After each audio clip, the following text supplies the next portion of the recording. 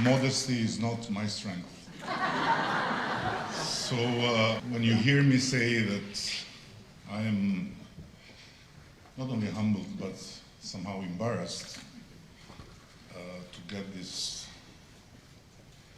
incredible recognition, I really mean it, because it seems to me that this is a very alarming sign of a world we live in and this craving for common sense. Before Secretary Clinton arrived, her shadow, her beautiful shadow, by the way, Abedin, met me and said, "You are a hero." Okay, it's nice to hear such a word from such a wonderful woman, but I'm not a hero. It's not in any way heroic to not turn the back to people that are risking to die. And talking about heroes, I want to just make the frame of the discussion or of what I'm talking about by telling you that heroes were others. Heroes were the Albanians that had everything to lose during Second World War, and they saved Jews, making Albania the only country in Europe that had more Jews after the Second World War than before, and putting Albania as the righteous among nations by practically saving 3,750 Jews, and by closing the chapter of the war with no one single Jew consigned to the Nazis. And among them there were many heroes, but one of them, his name was Mustafa Razniku, who is also recognized by the State of Israel as righteous among nations. He saved 42 Jewish families. But his activity in hiding them in different villages around his house was somehow signaled. And when the Nazis went to him and they asked him to give up the Jews, he gave up his two sons, who ended in Mauthausen. And he didn't give up the Jews. So there are many stories like this, but all this comes from far before, when Albanians wrote their first constitution. And the first paragraph of our first constitution says, "The house of the Albanian belongs to God and the guest."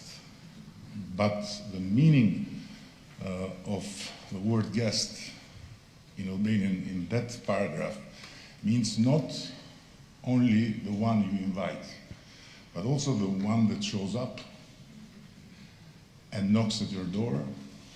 And the knock at the door is an obligation of you towards God to open and to help. So when in June we were in a gathering among the NATO member countries, and the talking was about the withdrawal, I just mentioned the need to address also the issue of the traitors. The traitors, as our very bitter history of dictatorship told us, are them who, after the regime will install itself, will be seen like the collaborators of the enemy. And the traitors in this case were all the people of Afghanistan, women and men, that were there for us, that worked with us, that covered so many things in terms of services to the NATO countries, and also them who got the front line because they believed in what we were telling them, that we were there to make Afghanistan a different place. They believed it. And they came out and they stood for that. And after 20 years, we left. And of course, it was not up to me. And as I always say, being Prime Minister of Albania in the NATO is quite an easy job because you don't have to take the decisions. But still, it seemed to me very bizarre that nobody was thinking about these people. And then in August, just when things started to get rough, someone came to me in Albania and said, Secretary Clinton needs your help. I said, how comes? This is something I would never dream of. And then he said, no, I'm serious. And it was a he, by the way. And he told me about Vital Voice and all this thing. And I said, okay, let's do it. He said, how? I said, let's do it. Let's take this win. He said, but do you want Secretary Clinton to call you? I said, no, let's do it. And then if she will remember about it, let her call me. You know, because it's very American, by the way, to be great in seducing you and then to say, who are you?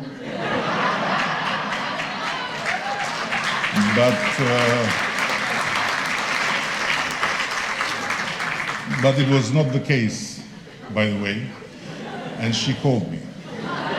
When all the women were saved and settled in Albania, she called me, and of course it was a big honor, because you have to know that if you are named Clinton in Albania, or among Albanians, this is something very special, because it's related to the liberation of half of our nation, Kosovo. And by the way, it's the only place on earth where you have people today, boys, named Clinton. But the first name, not the second name. And there are even boys named Bill Clinton. First name, like Bill Clinton Rama. Yeah. And all these boys that today are grown up, they were newborns after, thanks to President Clinton, First Lady, and the United States government at that time, this population was liberated from a regime that tried to clean them completely ethnically. So, bottom line is, we did it, and I think that as a NATO member country, we had to do it also, because we are a small country. We can't change the destiny of any war, and we go in every war by default if the United States decides. But if we are not there when it's up to save people, by not doing any heroic act like our old men and women did in the Second World War, why we have to be NATO members and for what we are worth in this world. And on the other hand, we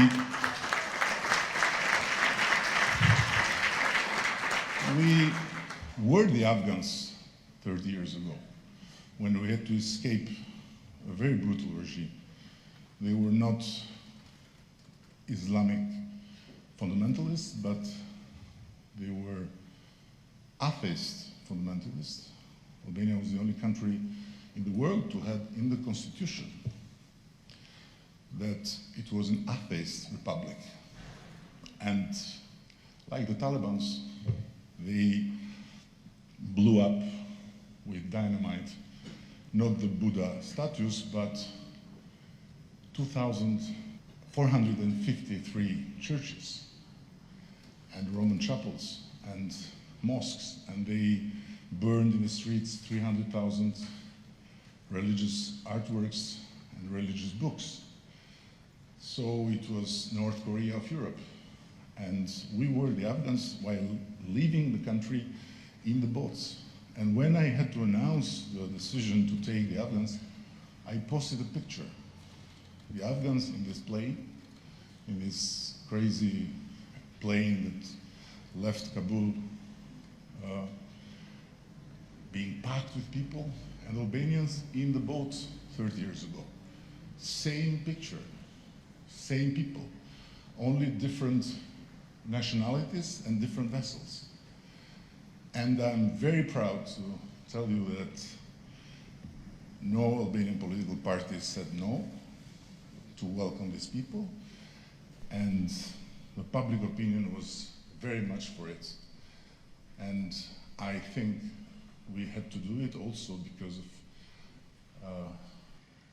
what we owe to our children. They need to know that there is a time to get and there is a time to give in this life. And once we were them who got, now we are them who give. As for the women in government, and this is very simple, I don't want to be praised for that, because I did it somehow following the advice of the Iron Lady, Margaret Thatcher.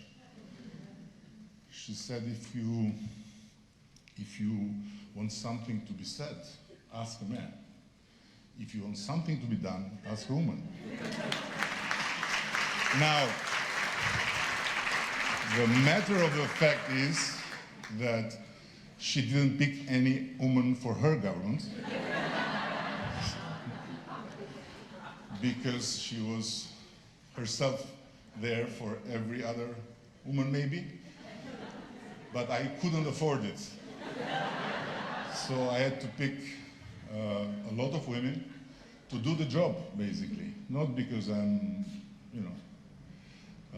special in that, but I just knew by my experience that if you want something to be said, men are ready and they can say and say and say and never ending.